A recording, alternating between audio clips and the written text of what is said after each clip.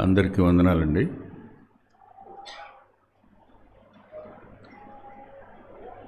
రాకడను గురించి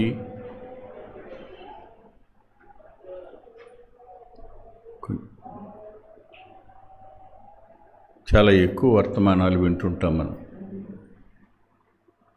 కానీ సిద్ధపడడం ఎలా? దాని మీద మాత్రం మనసు ఉండదు. రక్షించబడ్డాం, మంచిదే. కానీ రక్షించబడిన వారు సిద్ధపడడం ఎలాగూ?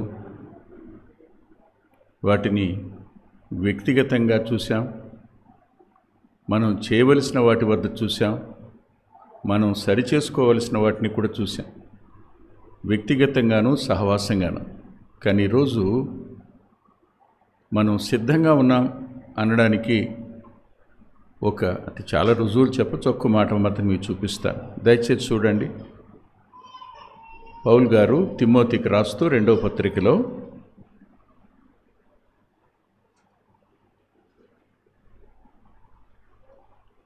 7వ వచనం, మంచి పోరాటము పోరాడి తిని, నా పరుగు కడముట్టించి తిని, విశ్వాసము కాపాడుకుంటుంది. తిమోతికి రాసిన 2వ పత్రిక 4వ అధ్యాయం 7వ వచనం.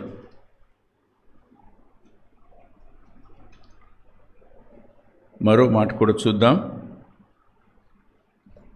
లూకా సువార్త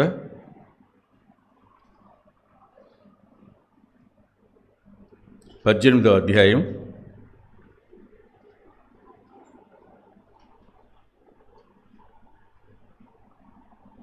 8వ వచనం, చివరి మాట, చివరి సెంటెన్స్ చదువుదాం. ఆయనను మనుష్య కుమారుడు వచ్చినప్పుడు ఆయన భూమి మీద విశ్వాసమును కనుగొనున. ప్రార్థన చేసుకుందాం.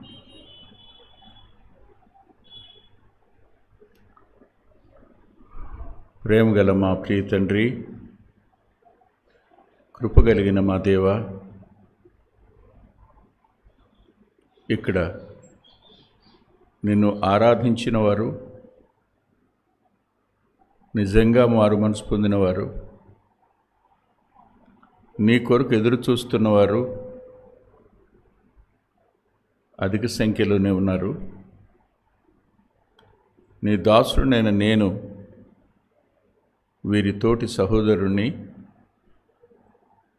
నా వరకు నేను ఎలా సిద్ధపడాలో నేర్చుకుంటూ సహవాసానికి వాటిని నేర్పాలనే ఆశతో నిలబడి ఉండగా, నన్ను మీ ఆత్మచేత నింపండి. ఈ మా సమయాన్ని దీవెనగా మార్చండి. ఎలా బోధించాలో, ఏ విధంగా వివరించాలో అవి వారి హృదయాలలో ముద్రింప చేయవలసింది ఆత్మ ద్వారా మీరే, నాకు సాయం చేయవలసింది కూడా మీరే. ఎన్నో కుటుంబాలు దుఃఖం గుండా వెళుతున్నాయి, వేదన చెందుతున్న వారు ఉన్నారు, అంతరంగ నొప్పి చేత విలవిల్లాడుతున్న వారు ఉన్నారు. మీరు మాత్రమే చికిత్స చేయగలిగిన వారు, మీరు మాత్రమే గాయాన్ని కట్టగలిగిన వారు. ఈ ఆరాధన సమయాన్ని మీరు ఆశీర్వాదకరంగా చేసినందుకు కృతజ్ఞత చెల్లిస్తున్నాను. యోగ్యమైన రీతిలో రొట్టె విరవడంలోనూ, నీ రక్తానికి సాదృశ్యంగా ఉన్న ద్రాక్షరసంలోనూ పాల్గొనడానికి సాయం చేయమని మమ్మల్ని మేముగా మీ చేతులకు అప్పగించుకుంటూ సమతౌల్యమైన క్రైస్తవ జీవితం జీవించటం ఎలాగో నేర్పండని యేసుక్రీస్తు ప్రభువారి పేరిట ప్రార్థిస్తున్నాం తండ్రి, ఆమేన్.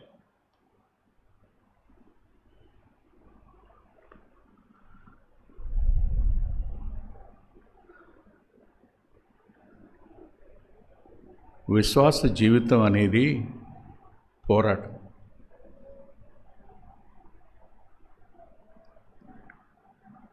పౌలు గారు తన ప్రియ ఆత్మీయ కుమారునికి ఉత్తరం రాస్తూ మంచి పోరాటం పోరాడాను అన్నాడు. ఆ మాట అనడానికి ముందు రాసిన ఉత్తరంలో ఏమన్నాడో చూడండి. తిమోతికి రాసిన మొదటి పత్రిక 6:12 చూడండి.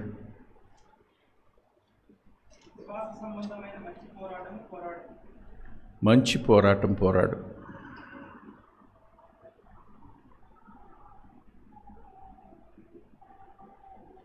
విశ్వాస సంబంధమైన మంచి పోరాటం పోరాడు.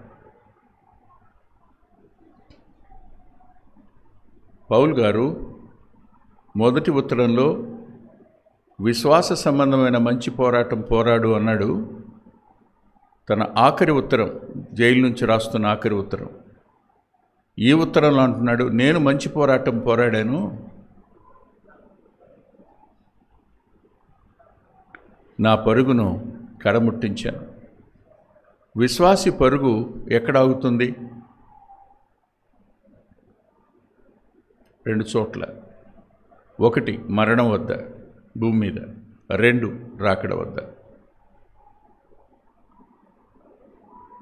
ఈ పోరాటం ఎంత త్వరగా ముగిస్తే అంత మంచిది అనిపిస్తుంది.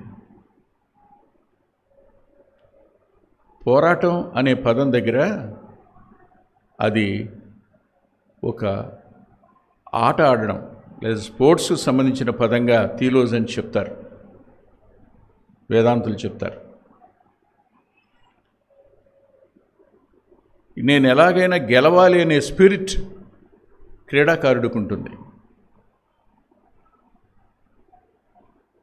ఏ విధంగానైనా సరే గెలిచి తీరాలి.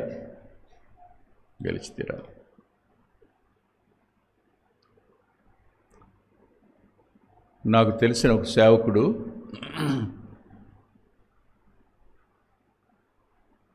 చనిపోవడానికి ముందు వయసు పెద్దదైనా రెస్ట్లెస్గా తిరుగుతున్నాడు. అప్పుడు వాళ్ళు అడిగారు, ఏమిటి మీరు ఈ వయసులో ఇంతగా పరిగెత్తున్నారు ఎందుకు అని. ఏమయ్యా, ఇంకా గోలు 10 గజాల దూరంలో ఉందనుకో, ఎలా పరిగెత్తా అని చెప్పు అన్నాడు. If the goal is nearer, speed is going to be increased. అది నేను గెలవాలి అనే ఆ స్పిరిట్, ఆ భావన ప్రతి విశ్వాసి అంతరంగంలో ఉండాలి. అంత మాత్రమే కాదు, విశ్వాసం మీద దాడి జరుగుతుంది, మర్చిపోకండి. విశ్వాసం దాడి జరుగుతుంది అనడానికి ఎన్నో రుజువులు ఉన్నాయి. విశ్వాసం బలహీనం అవుతుంది, విశ్వాసం అల్పంగా అయ్యే అవకాశం ఉంది, విశ్వాసం జబ్బు పడే అవకాశం ఉంది, విశ్వాసం లోపభూయిష్టమయ్యే అవకాశం ఉంది.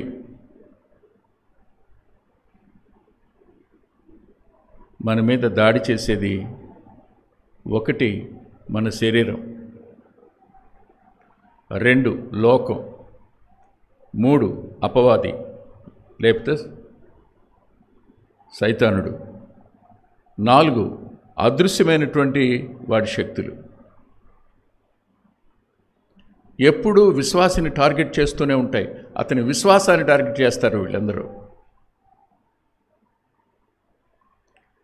విశ్వాసం కాపాడుకున్నాను అనే పదం ఎందుకో మనసుని బలపరిచింది, వెలువలాడించింది కూడా. పౌలంతటి వాడు విశ్వాసాన్ని కాపాడుకున్నాను అన్నాడు. ఇంగ్లీష్లో కెప్ట్ అనే పదం ఉంటుంది, కాపాడుకున్నాను. రాకడ వచ్చే వరకు, మరణం వచ్చే వరకు అదే విశ్వాసం ఉందా? విశ్వాసంలో నిలకడుందా? స్థిరమైన విశ్వాసం ఉందా? బలమైన విశ్వాసం ఉందా? విశ్వాసం ఎక్కడైనా సన్నగిల్లిందా? సన్నగిల్లింది అని అంటే మనం సిద్ధపడలేదని అర్థం, సిద్ధంగా లేవని అర్థం. పౌలు గారి ఉత్తరం రాస్తూ అన్నాడు, చూడండి 6వ వచనంలో, 2వ పత్రిక 4:6లో,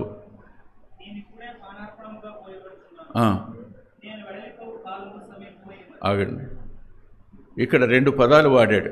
1 పానార్పణంగా పోయబడుతున్నాను అన్నాడు. ఏదైనా బలి చేసినప్పుడు అది బలి అర్పణ అవుతుంది. కానీ పానార్పణం అంటే ఆ బలి మీద ఒక ద్రాక్షరసాన్ని పోస్తున్నాం అనుకోండి. పోసేటప్పుడు ఎంతసేపు పోస్తాం? ఈవెన్ ద లాస్ట్ డ్రాప్, ఆఖరి బొట్టు పోయబడుతున్నాను. ఆఖరి డ్రాప్ దగ్గరికి వచ్చేసాను నేను. ఆఖరి బొట్టు కూడా పడిపోతుంది.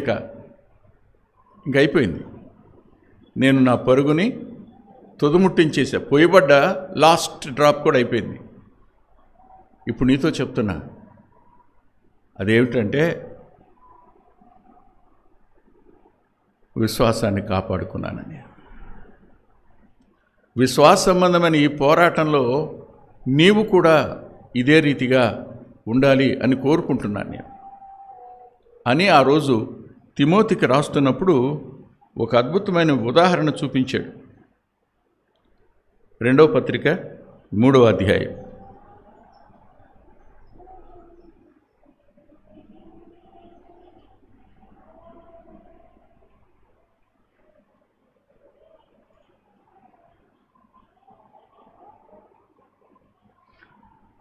మూడవ అధ్యాయం, 2వ పత్రిక 3వ అధ్యాయం 10వ వచనం నుండి 15వ వచనం వరకు మనం మార్చి చదువుకుందాం. అయితే నీవు నా బోధను, నా ప్రవర్తనను, నా ఉద్దేశమును, నా విశ్వాసమును, నా దీర్ఘశాంతమును, నా ప్రేమను, నా ఓర్పును,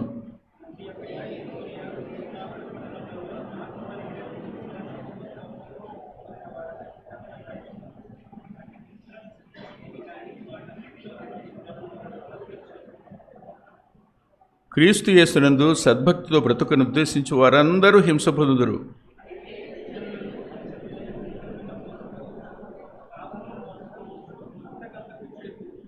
పద్నాలుగు 15 వచనాలు అందరం కలిసి చదువుకుందాం.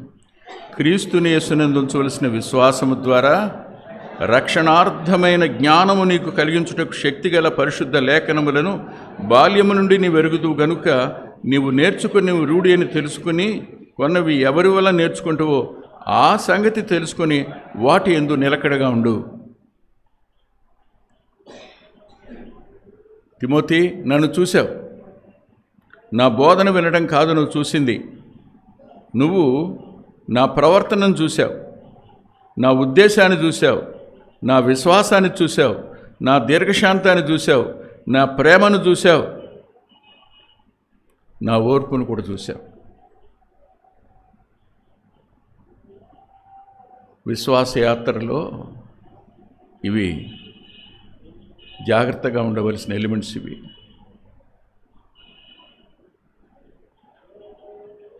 దాడి జరగదని నేను అనడంలా, ఖచ్చితంగా దాడి జరుగుతుంది.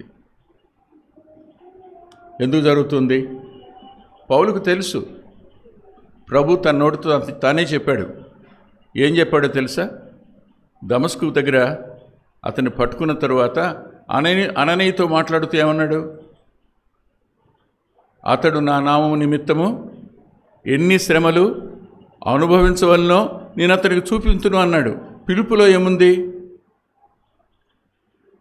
పౌలు యొక్క పిలుపులో శ్రమ ఉంది. విశ్వాసి పిలుపులో ఏముంది? సద్భక్తితో బ్రతుకు నిర్దేశించేవాడందరూ హింస పొందుతారని రాస్తుంది. అంత మాత్రమే కాదు, తిమోతికి రాస్తున్న పౌలు గారు ఫిలిప్పీకి రాస్తూ 1వ అధ్యాయంలో ఆయన ఇలా అన్నాడు. 30వ వచనంలో, క్రీస్తు యేసునందు విశ్వాసం ఉంచుట మాత్రమే కాక ఆయన పక్షమున శ్రమపడుటయు ఆయన పక్షమున మనకు అనుగ్రహించబడింది అని. శ్రమపడడం అనేది అనుగ్రహం.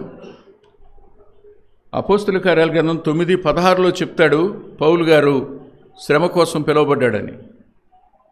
అది మనకి చెందుతుందని ఫిలిప్పీ పత్రిక 1:30 చెప్తుంది. శ్రమలేని క్రైస్తవ్యం బలహీనంగా ఉంటుంది. కష్టాలు లేని క్రైస్తవ్యం ప్రమాదకరమైనదిగా ఉంటుంది. ఇవాళ శ్రమలేని క్రైస్తవ్యాన్ని ఎగ్జిబిట్ చేస్తున్నారు, ఎక్స్పోజ్ చేస్తున్నారు. కానీ రేపు ఏమవుద్దో తెలుసా? రాకడ దగ్గర, మరణం దగ్గర ఓ పెద్ద యాక్సిడెంట్ జరిగినట్టు ఉంటుంది. గొప్ప ప్రమాదం బారిన పడతాం.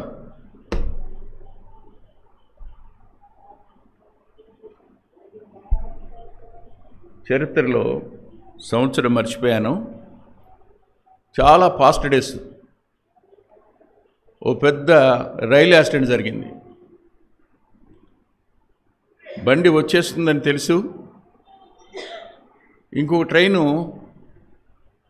అదే దారిలో వస్తుంది అని కూడా గ్రహించారు. ముందుగా ఒక వ్యక్తిని పంపించారు దాన్ని అక్కడ ఆపేయమని, దాన్ని ఆగిపోమని, రావద్దని. పొరపాటు జరిగింది, ఆగిపోమని. ఇతను పరిగెత్తుకుంటూ వెళ్ళాడు. పరిగెత్తుకుంటూ వెళ్ళి ఫ్లాగ్ తీసుకెళ్ళి ఊపాడు. ఫ్లాగ్ ఊపితే లోపల ఉన్న వాళ్ళు అందరూ యవనస్తులు, ఏదో యూనివర్సిటీ నుంచి వస్తున్నారు. అందరూ హ్యాపీగా కేరింతలు కొట్టుకుంటూ ఉన్నారు. కానీ ట్రైన్ ఆగల, స్పీడ్గా వెళ్ళిపోయింది, కొట్టేసింది ఆగి ఉన్నదాన్ని. అయిపోయింది. చాలామంది చనిపోయారు. ఎంక్వైరీ చేశారు. ఎంక్వైరీ చేసినప్పుడు డ్రైవర్ బతికే ఉన్నాడు, ఆ ఫ్లాగ్ ఊపినోడు బతికే ఉన్నాడు. ఆ డ్రైవర్ని అడిగారు, మీకు హెచ్చరిక చేయడానికి మేము ఒక వ్యక్తిని పంపించాం, అతను వచ్చాడు, ఫ్లాగ్ ఊపాడు, నువ్వెందుకు ఆగలేదని అడిగాడు. చూశానండి ఫ్లాగ్ ఊపటం నేను, కానీ ఆ ఫ్లాగ్ ఎల్లోగా ఉందండి, అది రెడ్గా లేదు, ఎల్లోగా ఉంది అన్నాడు. ఎల్లోగా ఉండడం ఏంటి అర్థం కాల. ఎల్లోకి ఫ్లాగ్ ఎందుకు ఊపుతాడు? ఊపినాన్ని పిలిచారు. ఊపినతను వచ్చాడు, అబ్బాయి నువ్వు ఏ ఫ్లాగ్ ఊపావంటే నేను రెడ్ ఫ్లాగే ఊపానండి అన్నాడు. డ్రైవర్ ఏమో ఎల్లో ఫ్లాగ్ అంటాడు, ఊపినతనేమో రెడ్ ఫ్లాగ్ అంటాడు. జడ్జికి ఏం అర్థం కాల. ఇద్దరు స్ట్రాంగ్గా నిలబడ్డారు. ఏమని? ఎల్లో అని డ్రైవరు, రెడ్ అని ఆ పోర్టరు, ఇద్దరు. జడ్జి అన్నాడు, వెళ్ళేసిన ముందు ఫ్లాగ్ బట్టరా అన్నాడు. ఫ్లాగ్ తెచ్చారు, చూశాడు. వాస్తవానికి రెడ్ ఫ్లాగే, కానీ అది వెలిసిపోయి డర్టీ ఎల్లోగా ఉంది. అది నేటి దిన బోధలన్నీ ఆగు అని చెప్పలేని డర్టీ ఎల్లో ఫ్లాగ్స్గా ఉన్నాయి. ఎవరికి జాగ్రత్త చెప్పటంలా, ఎవరిని ఆగమని చెప్పటంలా, ఎవరిని సరి చేసుకోమని చెప్పటంలా, రాకడ వచ్చేస్తుంది వచ్చేస్తుంది వచ్చేస్తుందని కంగారు పెట్టడమే తప్ప, బాబు ఇది సరి చేసుకోండి మీరు, ఇది సరి చేసుకోండి, ఇది ఇక్కడ సరిగా ఉండాలి మీరు అని గద్దించేవారుగా లేరు. పాడైపోయినటువంటి ఎల్లో ఫ్లాగ్ ఊపుతూ ఏం పర్వాలా, మీరు ఎట్ట బతికినా నిత్యత్వానికి వెళ్తారు, రక్షించబడ్డారు, పర్వాలా, రైటే. కానీ సిగ్గుపడాలేమో అక్కడికి వెళ్ళాక, తల ఉంచుకోవాలేమో అక్కడికి వెళ్ళాక. లేదు, అసలు మారు మనసు పొందకుండానే, ఇందాక ఒక కుర్రాడి సంగతి చెప్పాడు కదా తమ్ముడు, అలాంటి వాళ్ళే ఉంటే ఆ రోజు పెద్ద యాక్సిడెంట్, మామూలు యాక్సిడెంట్ కాదు అది, ఇంకెప్పటికీ బయటికి రావు. ఈ జడ్జి లాంటి వాడు కాదు ఆయన. తిమోతి మంచి పోరాటం పోరాడు, విశ్వాస సంబంధమైన పోరాటం అది. నేను పోరాడాను, నీవు నా బోధన విన్నావు, నా ప్రవర్తనను చూశావు, నా విశ్వాసాన్ని చూశావు, నా ప్రేమను చూశావు, నా ఓర్పును కూడా చూసి వెంబడించావు. జాగ్రత్త, నేను ఎలా పరిగెత్తున్నా నువ్వు అలా పరిగెత్తాలి అని తన వెనక ఉన్న వారిని సిద్ధపరుస్తున్నటువంటి పౌలు గారు కనపడతాడు ఇక్కడ.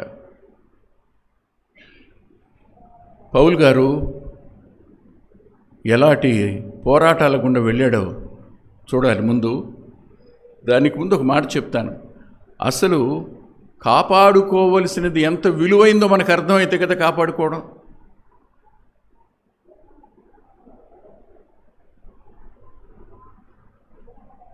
భర్త ఎంత విలువైన వాడో భార్యకు అర్థమైతే చెప్పండి. భర్త విలువ భార్యకు తెలియనప్పుడు నోటితో చెప్తారు, ఏమని? మా ఆయనే అని, మా ఆయనే అని, మా ఆయనే, మాయే.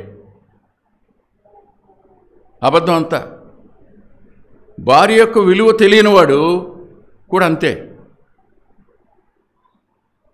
ఇద్దరిలో ఎవరు లేకపోయినా జీవితం అనేది ఎంత దుఃఖసహితం అవుతుందో చెప్పడానికి వీలు కాదు. ఊహించలేం. మనం ఉన్నప్పుడు వాళ్ళ మీద ఇసుక్కుంటాం, కానీ వాళ్ళు లేనిదా ఆలోచించండి ఒకసారి. మనో రోజు సహజంగా 8 కిందకి వెళ్తాను, 7:30 8 అవుద్ది, 8 కూడా దాడుతుంది నా కార్యక్రమాన్ని చేసి కిందకి వచ్చేటప్పటికి. తలుపులు వేసుకునే తలుపులు తీలా, గుండె ఒకసారి టంది, వాళ్ళు లేదా చనిపోయిందా అని. తలుపు తీసి చూసా, దగ్గరికి వెళ్ళా, ఊపిరి ఆడుతూనే ఉంది. మెల్లగా తలుపు వేసి వచ్చి కూర్చున్నాను షెడ్లో.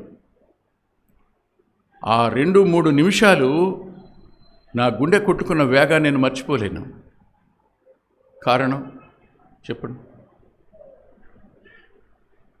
ప్రభు ఉన్నాడు, ప్రభు కోసం బతుకుతాను, అందులో సందేహం లేదు.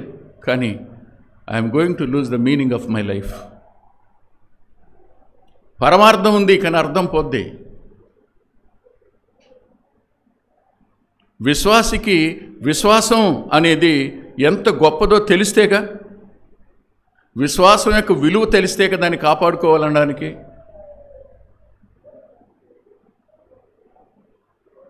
విశ్వాసం యొక్క ఆధిక్యత తెలిస్తేగా.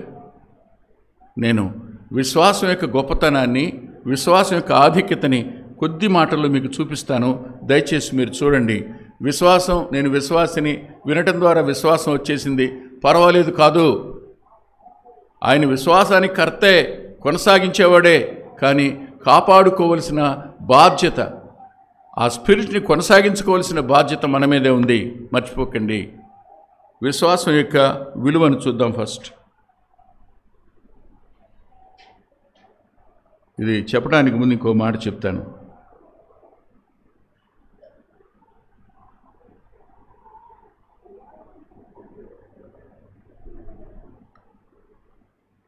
పోగొట్టుకున్న తర్వాత చాలా విలువైంది అంటే ప్రయోజనం ఉండదు.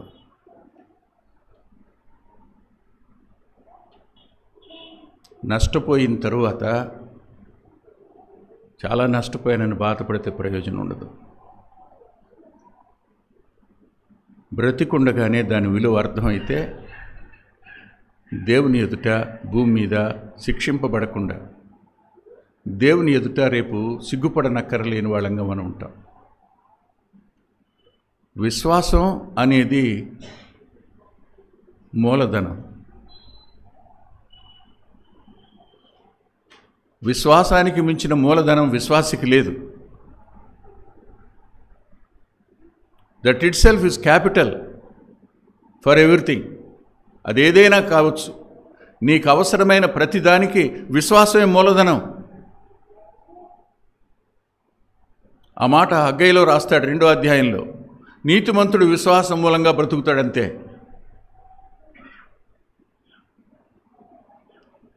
చచ్చేంత వరకు నువ్వు బ్రతకడానికి faith is the root cause, faith is the capital. సరే, దానికంటే ముందు మనం రక్షణ దగ్గర నుంచి ప్రారంభిద్దాం, విశ్వాసాన్ని, దాని విలువను తెలుసుకోవడానికి. నెంబర్ 1, ఎఫ్సి 2:8, మీరు విశ్వాసము ద్వారా కృపచేతనే రక్షింపబడ్డారు. Without faith there is no salvation. విశ్వాసం లేకుండా రక్షణ లేదు.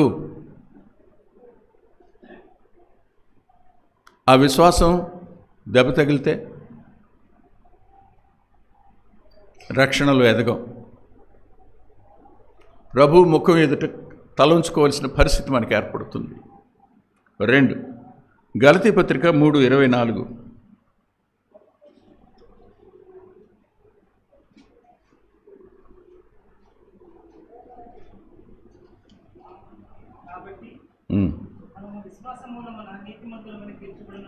విశ్వాసం వల్లే మనం నీతిమంతులుగా తీర్చబడ్డాం. విశ్వాసం ద్వారానే రక్షించబడ్డాం, విశ్వాసం వల్లనే నీతిమంతులుగా తీర్చబడ్డాం. రక్షించబడడం అనేది చిన్నది కాదు. రక్షణ అనేది త్రికాలాలకు సంబంధించిన రక్షణ. అది పాస్ట్ టెన్స్కి, ప్రజెంట్ టెన్స్కి, ఫ్యూచర్ టెన్స్కి సంబంధించినటువంటిది. శాల్వేషన్ అనేది.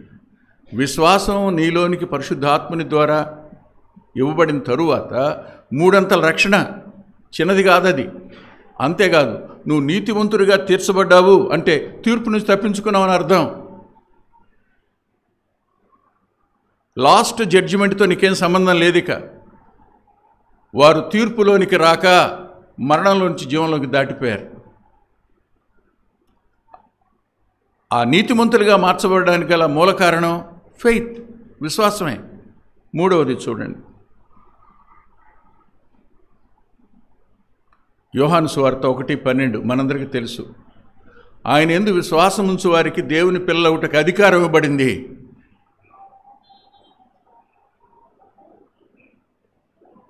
ఒకప్పుడు మట్టికి సంబంధించిన పిల్లలం మనం, ఇప్పుడు మహిమకు సంబంధించిన పిల్లలం మనం.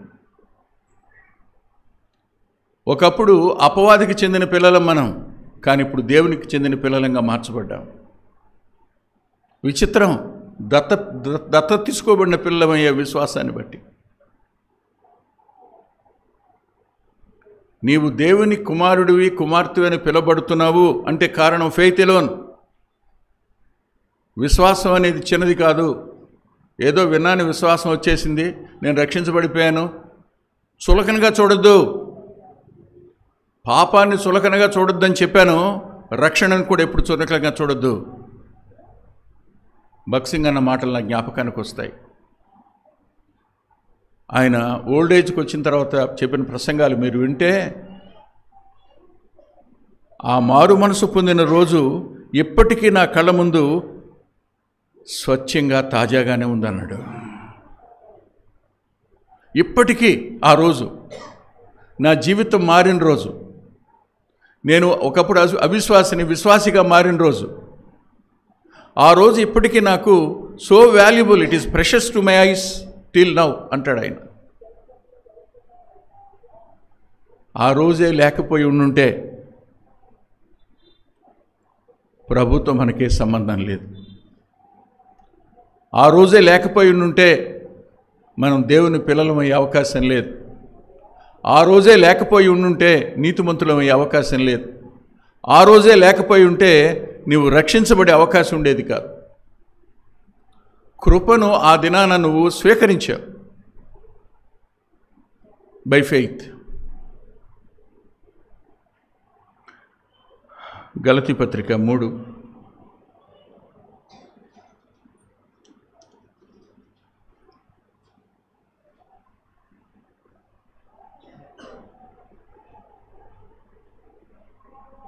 13-14 వచనాలు. ఆత్మను గుర్చిన వాగ్దానము అవండి, పరిశుద్ధాత్మ దేవుడు మనకు లభించాడు, అనుగ్రహించబడ్డాడు బై ఫెయిత్. ఆ విశ్వాసం వల్లనే లోపలికి వచ్చాడు. ఆ విశ్వాసం ఉంచిన రోజున నీవు ఆయనకు ఆలయం అయ్యావు. నీలో ఆత్మ స్వభావం ఏర్పడడానికి కూడా ఆ విశ్వాసమే కారణం. ఆ విశ్వాసం లేకపోయి ఉంటే మనకంటే భూమి మీద దరిద్రుడు ఇంకొకడు లేడు, మనకంటే దౌర్భాగ్యుడు ఇంకొకడు లేడు. ఆ విశ్వాసమే లేకపోయి ఉంటే మనకంటే నిరుపయోగమైన వాడు ఇంకొకడు ఉండేవాడు కాదు.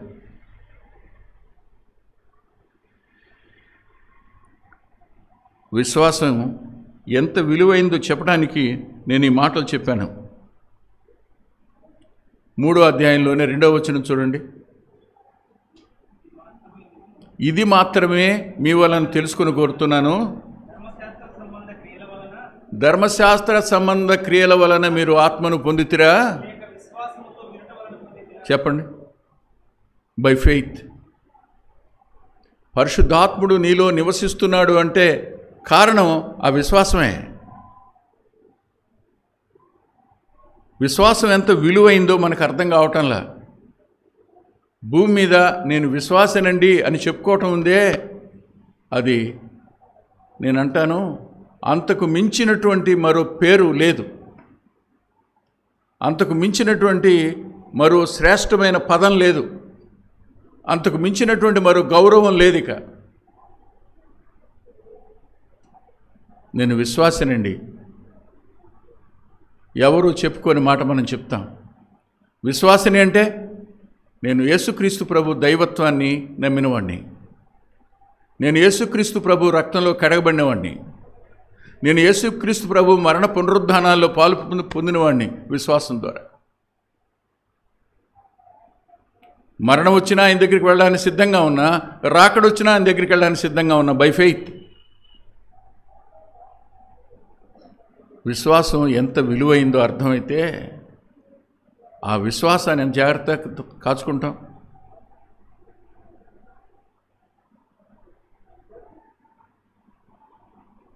ఒక ఆమె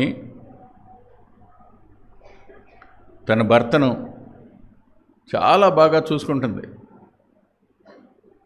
చాలా బాగా చూసుకుంటుంది. ఎందుకు అంటే ఆయన చనిపోయిన తర్వాత లోకం నా ముఖం చూడడానికి ఇష్టపడదు.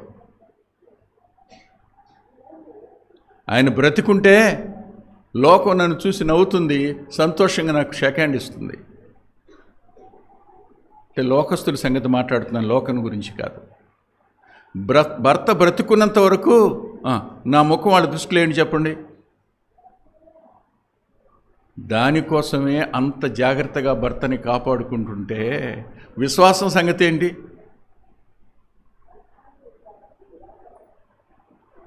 మరో మాట కూడా చూద్దాం. గలతీ పత్రిక 3వ అధ్యాయంలోనే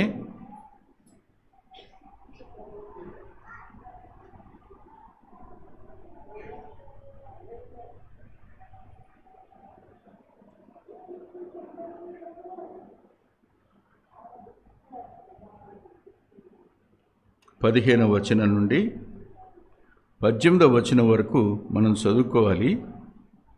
అందులో వ్రాయబడిన మాట ఏమిటి అంటే,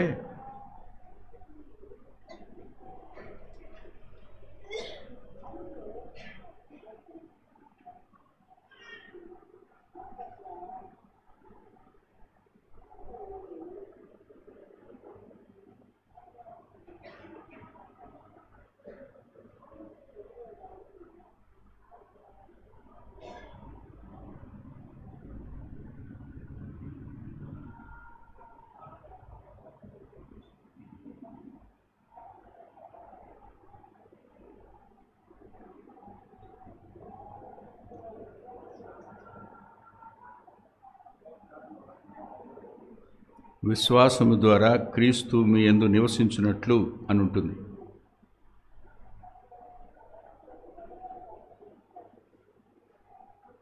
వచనం తప్పు రాసుకున్నట్టున్నాను. గలతీ పత్రికలోని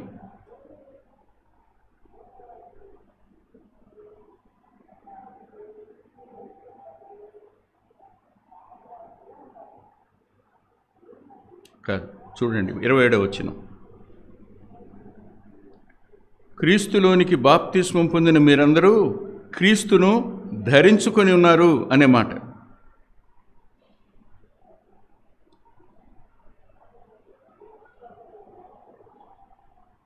ఆ పదం కూడా ఉంటుంది. విశ్వాసం ద్వారా క్రీస్తు మీలో నివసించినట్లు అనే పదం కూడా ఉంటుంది.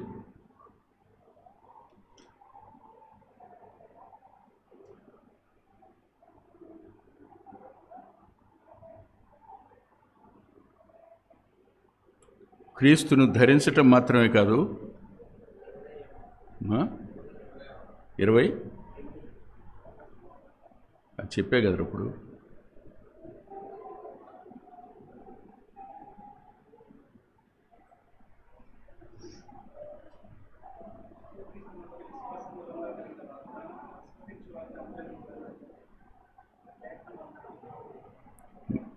క్రీస్తు యేసునందు, క్రీస్తు యేసు మనలో విశ్వాసం ద్వారా నివసించినట్టు పదం అంటే మీరు ఇంకోటి చెప్తారండి. మీరు కూడా లేరనమాట, నాలుగు ఎక్కడికి వెళ్ళినట్టున్నారు. నాదే మతిమరుపు.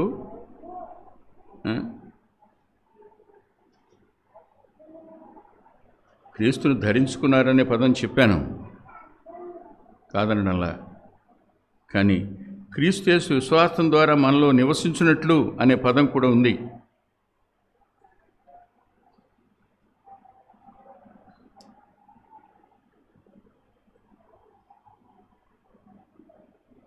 అవుదాం. ఇంకో మాట కూడా చూసి ముందుకెళ్దాం. పేతురు గారు రాసిన మొదటి పత్రిక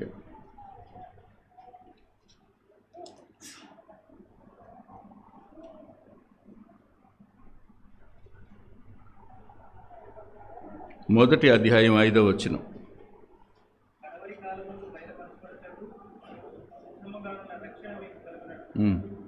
విశ్వాసము ద్వారా దేవుని శక్తి చేత కాపాడుబడు మీ కొరకు విశ్వాసం ద్వారానే 4 ఎఫ్సీలో ఉందా చూడు. ఎఫ్సీ పత్రిక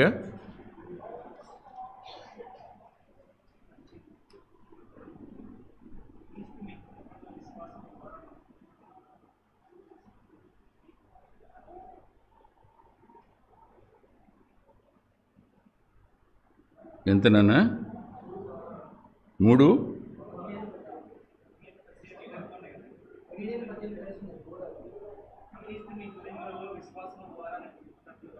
ఎక్కడది? 3వ అధ్యాయం 18వ వచనం. గలతి ఎఫ్సీ రాసుకుపోయి గలతి రాశా అనమాట. 3:18 క్రీస్తు మీ హృదయంలో విశ్వాసం ద్వారా నివసించినట్లు. 3:18. ఆఖరిగా విశ్వాసం ద్వారానే దేవుని శక్తి చేత మనం కాపాడబడుతున్నాం. ఇప్పుడు చెప్పండి, ఫెయిత్ అనేది ఎంత విలువైంది? ఫెయిత్ అనేది ఎంత అద్భుతమైంది? పరిస్థితులు ప్రతికూలం అవుతాయి, మనం వెలువెల్లాడిపోతాం. ఏదో నష్టం జరుగుతుంది ఖచ్చితంగా అనిపిస్తుంది. మనసులోనికి భయాలు వస్తాయి. పౌలు గారికి కూడా చాలా భయాలు వచ్చినాయి. ఆయన భయాలను చెప్పుకున్నాడు. ఆయన చూడండి, ఆయన భయాలు చెప్పాడు. చూద్దాం ఒకసారి. కొరింథీయులకు రాసిన 2వ పత్రిక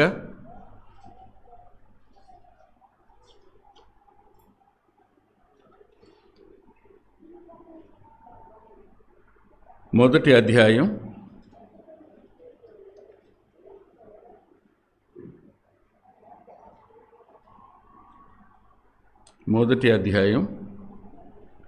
8-9 వచనాలు.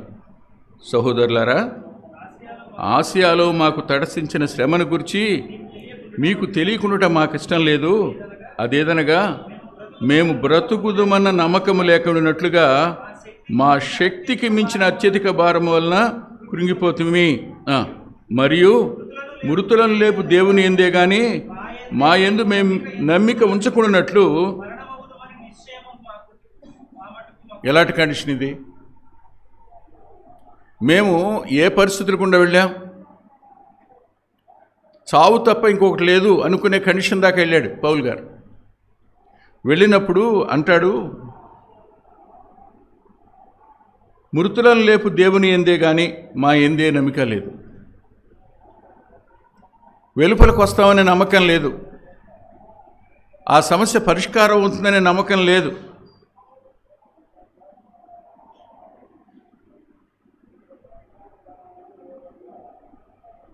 తటస్థపడిన శ్రమ,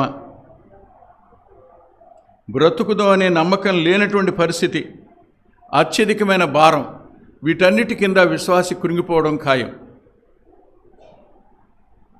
ప్రతి విశ్వాసికి చెప్తున్నాను, మారు మనసు పొందిన వారికి మాత్రమే. మారు మనసు పొందామని భ్రమలో ఉన్నవారికి ఏం కష్టాలు రావు. They are very happy. చాలా సంతోషంగా ఉంటారు వాళ్ళు, చాలా హ్యాపీగా ఉంటారు వాళ్ళు. మా మందిరానికి రావండే బాబు, మా అయ్యగారు ప్రార్థన చేశారంటే నీ పని అంతా అయిపోద్ది. ఇక అయిపోద్ది పని, అందులో తేడా ఏం లేదు, పోవటమే. విశ్వాసం ఉండదు. ఈ విశ్వాసం మీరు అనుకునే విశ్వాసం కాదు. భౌతిక సంబంధమైన ఆశీర్వాదాల కోసమైన విశ్వాసం మాత్రమే కాదు. మొదట ఆయన నీతి అన్నాడే, ఆ నీతి కొరకైన విశ్వాసం. ఆయన రాజ్యం అన్నాడే, ఆ రాజ్యాన్ని కొరకైన విశ్వాసం. అడు తర్వాత అవన్నీ ఇవ్వడం ఆయన చేతిలో ఉంది. దానికోసం మనం వెంపర్లాడక్కర్లా. ఇందులో మనం కొనసాగవలసి ఉంది.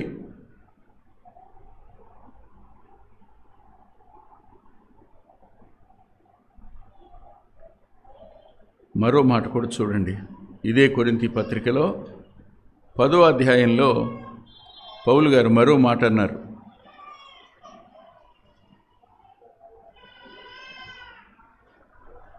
10వ అధ్యాయంలో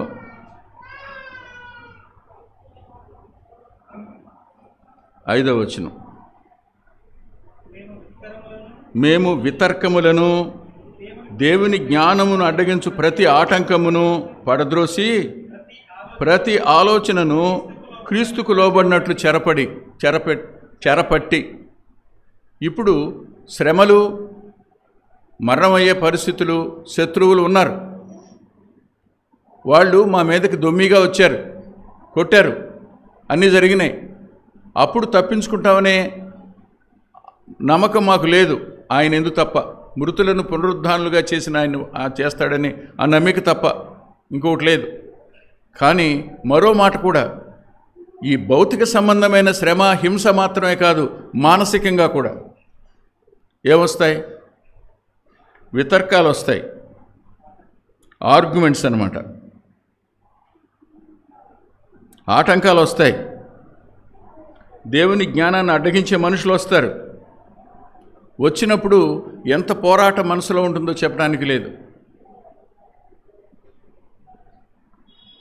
నిన్న చార్లీ వచ్చాడు. వచ్చి ఎప్పుడు సంతోషంగా ఉంటాడుగా. క్లాసులో పిల్లలు చెప్తుందంట, రే అమ్మా నాన్నని మీరు మంచిగా చూసుకోకపోతే మంచి పెళ్ళాం రాదురా అని చెప్పారంట. మీకు అర్థమైందా? తల్లిదండ్రుల్ని సరిగా చూసుకోని వాడికి మంచి పెళ్ళాం రాదు అని చెప్పారంట. అన్నాడంట. ఒక కుర్రాళ్ళు, సార్ ఇది బైబిల్లో ఉందా సార్ అన్నాడంట.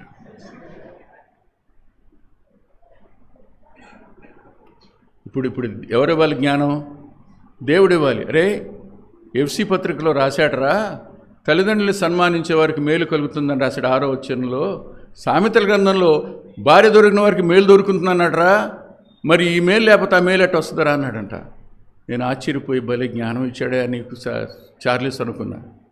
ఎలా, ఎవరిస్తారు ఈ జ్ఞానం? స్పాంటేనియస్గా ఎలా వస్తాయి ఈ మాటలు? Because of faith, because of the spirit of God, because of heavenly blessing. అంతే. చాలాసేపు ఆలోచించా, ఎప్పుడు దీని గురించి ఆలోచించలేదు కదా అని. ఆ వచనాలు రెండు కలపొచ్చు అని కూడా ఎప్పుడు తెలియదు మనకి. ఎలా గెలిచాడు? వితర్కాలు, దేవుని జ్ఞానాన్ని అడ్డగించేటువంటి ప్రశ్నలు చాలా వస్తాయి. వాటికి సరైన జవాబు చెప్పగలిగిన మానసికమైన పోరాటం దగ్గర ఫెయిత్ గివ్స్ విక్టరీ. ఆయన మీద ఆనుకోవడం అంతే. మరో మాట కూడా చూద్దాం, చూడండి.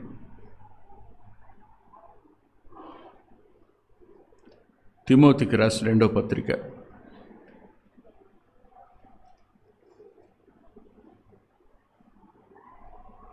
1వ అధ్యాయం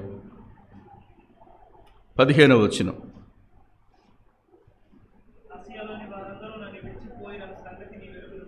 ఆసియాలోని వారందరూ నన్ను విడిచిపోయారన్న సంగతి నీ వెరుగుదు. చాలు. అందరూ విడిచిపెట్టి వెళ్ళిపోయే సమయం కూడా పౌలు గారి జీవితంలోకి వచ్చింది.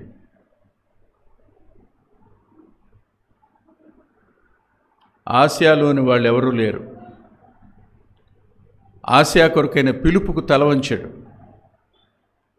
తన ఉద్దేశాన్ని విడిచిపెట్టుకున్నాడు. ప్రభు గైడెన్స్ మేర బయలుదేరి ఆసియాలో అడుగుపెట్టాడు. ఆసియాలో అడుగుపెట్టిన దగ్గర నుంచి ఆత్మల రక్షణ జరుగుతూనే ఉంది, దాడి జరుగుతూనే ఉంది. దాడి ఏ స్థాయికి వెళ్ళింది అంటే, తీసుకెళ్ళి బాగా కొట్టి జైల్లో వేసే స్థాయికి వెళ్ళిపోయింది. అక్కడ కూడా విశ్వాసమే. వీపంతా చాళ్ళైతే ఒళ్ళంతా పుళ్ళైతే, కాళ్ళు బొండల్లో ఉంటే ఆ రాత్రిపూట వాళ్ళు ఎందుకు ప్రార్థన చేశారు, ఎలా పాటలు పాడారు? విశ్వాసం లేకుండానా?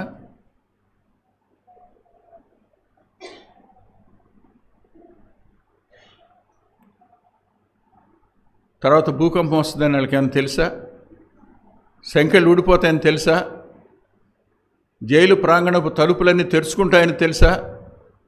జైలు అధికారి గుండెలు బాదుకుంటాడని తెలుసా? అయ్యా రక్షించబడ్డాక నేనేం చేయాలని వాళ్ళ కాళ్ళ మీద పడతాడని తెలుసా? నో. ఫెయిత్ అనేది నీ పరిచర్యకు అద్భుతమైన ఇంధనం. శ్రమలో, హింసలో, అవమానంలో, అలాంటి పరిస్థితులు గుండా వెళ్ళిన అందరూ నన్ను విడిచి వెళ్ళిపోయారు అన్నాడు పౌలు. ఒంటరివాడైపోయాడు. భౌతిక సంబంధమైన హింసల వద్దే కాదు, మానసిక సంబంధమైన పోరాటం వద్దే కాదు, ఒంటరితనం వద్ద కూడా విశ్వాసం అనేది అద్భుతమైంది. ప్రభు నాతో ఉన్నాడు, ప్రభు నాతోనే ఉన్నాడు.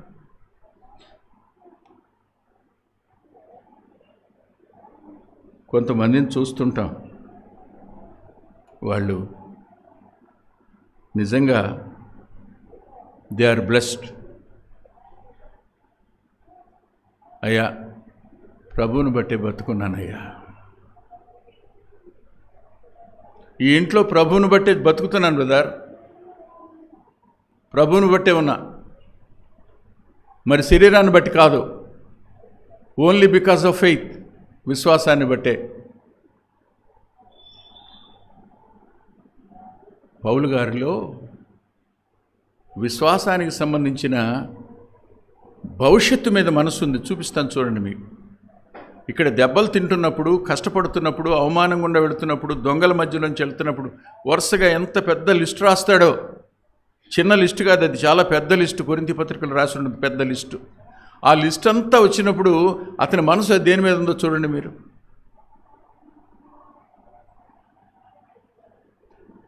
కొరింథీలు రాసిన 2వ పత్రిక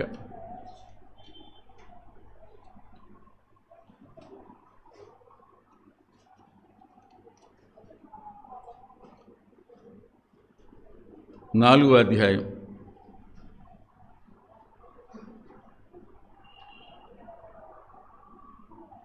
16-17 వచనాలు. కావున మేము అధైర్యపడము, మా బాహ్య పురుషుడు కృషించుచున్నను, అంతర్య పురుషుడు దినదినము నూతనపరచబడుచున్నాడు. మేము దృశ్యమైన వాటిని చూడక అదృశ్యమైన వాటినే నిదానించి చూచున్నాము గనుక. ఆగండి, అదృశ్యమైన వాటిని చూడగలిగింది ఏమిటి చెప్తారా? ద ఐ ఆఫ్ ఫెయిత్, విశ్వాస నేత్రం మాత్రమే.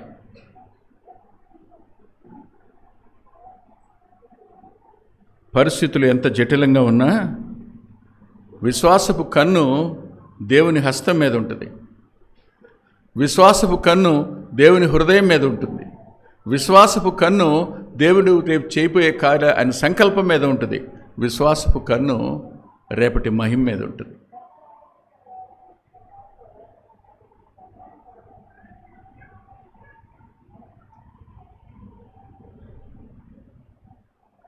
రేపు అనేది చాలామందికి మిథ్య, కానీ క్రైస్తవునికి రేపు అనేది మహిమ, మిథ్యగా.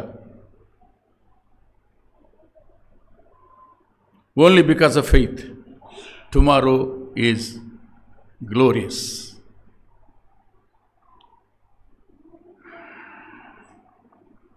ఇంకా మరో మాట కూడా మీకు చూపిస్తాను, నాతో పాటు రండి.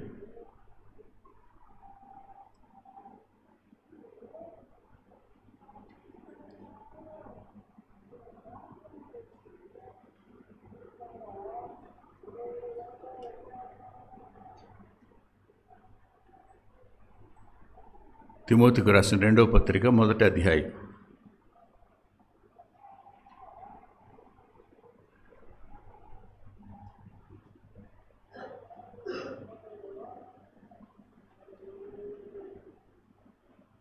12వ వచనం. ఆ హేతు చేత ఈ శ్రమలను అనుభవించుతున్నాను కానీ నేను నమ్మిన వానిని ఎరుగుదును గనుక సిగ్గుపడను. నేను ఆయనకు అప్పగించిన దాన్ని రాబోచున్న దినం వరకు ఆయన కాపాడగలడని రూఢిగా నమ్ముకొనుచున్నాను. నేను ఆయన చేతికి అప్పగించా.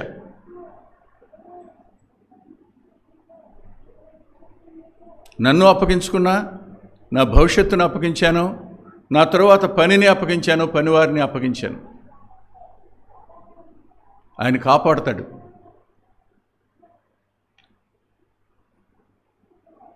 కాపాడగలని రూఢిగా నమ్ముతున్నా. ఫెయిత్.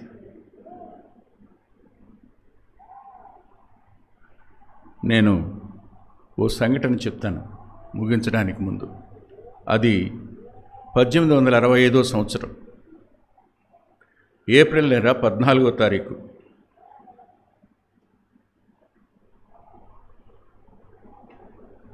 అబ్రహాము లింకన్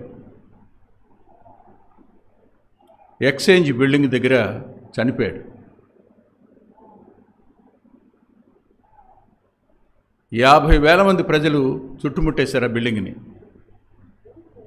ఎవరో కాల్చి చంపేశాడు. అతని పేరు కూడా రాశాను కానీ చెప్పడానికి మనసు లేదు నాకు. 50,000 మంది చుట్టేశారు. ఇప్పుడు ఏం జరుగుతుంది? తమ ప్రియతమ ప్రెసిడెంట్ని కాల్చేశారు ఆ బిల్డింగ్లో. 50,000 మంది ప్రజలు వచ్చి గుమికూడారు. ఎవ్వరూ ఏం చేయలేని పరిస్థితులు వచ్చినాయి. అప్పుడు ఒక వ్యక్తి న్యూయార్క్లో ఇంక హింస జరుగుద్ది, ఇంకా ఆపడం కష్టం అనుకుంటున్న పరిస్థితుల్లో ఒక విశ్వాసి, మంచి సౌష్ఠవం కలిగిన వాడు, ఆఫీసర్ యూనిఫామ్లో ఉన్నాడు. బాల్కనీలోకి వచ్చి ఇలా అన్నాడు, మై ఫెలో సిటిజన్స్ అన్నాడు, నా తోటి పౌరులారా, దట్టమైన మేఘాలు కమ్మాయి కదా, గాఢాంధకారం చుట్టుముట్టినట్టుంది కదా, పైన దట్టమైన మేఘాలు కమ్మాయి, చుట్టూ వరదలు రావడానికి సిద్ధంగా ఉన్నాయి కదూ, వరద హోరు పోటెత్తినట్టుంది, కంగారు పడకండి, న్యాయం తీర్పు ఆయన ఆధీనంలోనే ఉన్నాయి. న్యాయము తీర్పు ఆయన ఆధీనంలో ఉన్నాయి. ఆయన సింహాసనాసీనుడే పరిపాలిస్తూనే ఉన్నాడు. సత్యము కృప ఆయన ముందు నడుస్తున్నాయి. నా తోటి సోదరులారా, దేవుడు సింహాసనాసీనుడే పరిపాలిస్తున్నాడు, వాషింగ్టన్ ప్రభుత్వం సజీవంగానే ఉంది అన్నాడు. ఒక్కసారి అంతా నిశ్శబ్దం అయిపోయారు. తల్ల వంచి దేవునికి అప్పగించి అక్కడి నుంచి వెళ్ళిపోయారు. ఇది 1865 ఏప్రిల్ 14న జరిగిన సంగతి. ఇది చెయ్యి దాటిపోయింది, ఇన్ని వేల మందిని ఏం చేయలేము అన్నప్పుడు మాట్లాడిన వ్యక్తి పేరు జనరల్ ఏ క్యారీఫీల్డ్. అతడే 16 సంవత్సరాల తరువాత అదే అమెరికా ప్రెసిడెంట్ అయ్యాడు. అతడు కూడా హతసాక్షి అయ్యాడు. చేతులు పరిస్థితులు దాటిపోయి ఉండొచ్చు, అనారోగ్య పరిస్థితి చేదాటిపోయి ఉండొచ్చు, ఆర్థిక పరిస్థితి చేదాటిపోయి ఉండొచ్చు, సంబంధాలు చేదాటిపోయి ఉండొచ్చు, మనకున్న ఆశలన్నీ అణగారిపోయి ఉండొచ్చు. కానీ ఆయన సజీవుడు, ఆయన విశ్వాసం సజీవమైంది, ఆయన కార్యం చేయడానికి సమర్థుడు. ఆయన శక్తి లేనివాడు కాడు.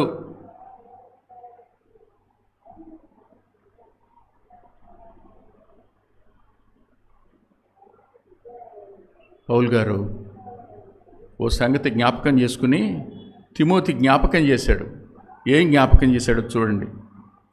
తిమోతికి రాసిన 2వ పత్రిక 4వ అధ్యాయం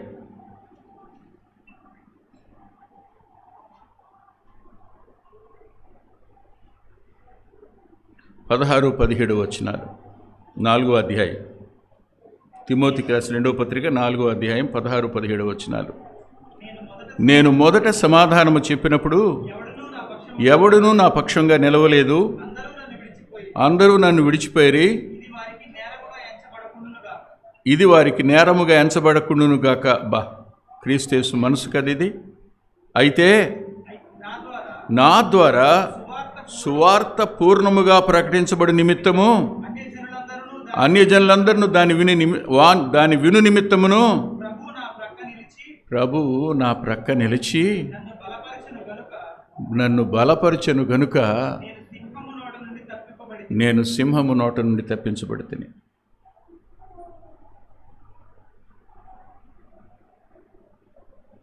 శరీరం మింగేయడానికి, లోకం మింగేయడానికి, అపవాది మింగివేయడానికి, అదృశ్య శక్తులు మింగివేయడానికి ఎప్పుడు సిద్ధంగా ఉంటాయి. కానీ పునరుద్ధానుడైన ఆయన మన ప్రక్కనే నిలిచి మనల్ని తప్పించడానికి సమర్థుడు. ఈ విశ్వాసాన్ని కాపాడుకుంటే రేపటి సమస్య కాదు, ఈ రాత్రికి మనం ఉండమేమో. రేపటి సమస్య కాదు, ఒకవేళ ఈ రాత్రి ఆయన వస్తాడేమో. విశ్వాసం దగ్గర మనం ఎలా ఉన్నాం పరిశీలన చేసుకుందాం. ఆ విశ్వాసం ఎంత విలువైంది ఎరిగిన మనం పరిస్థితులు ఎలా ఉన్నా నువ్వు ఉన్నావు ప్రభు, నాకు చాలు, నేను ఇంకేం కోరుకోను. ప్రార్థన చేసుకుందాం. నేను రండి. ప్రేమగల తండ్రి, పరిశుద్ధుడు అయిన గొప్ప దేవ, కొద్ది మాటలు చెప్పడానికి నీ దాసుని బలపరిచినందుకు కృతజ్ఞత చెల్లిస్తున్నాను. అనేకులకు బోధించిన మీదట నేను భ్రష్టుడిని అయిపోకుండా అని పౌలు గారే అన్నాడు.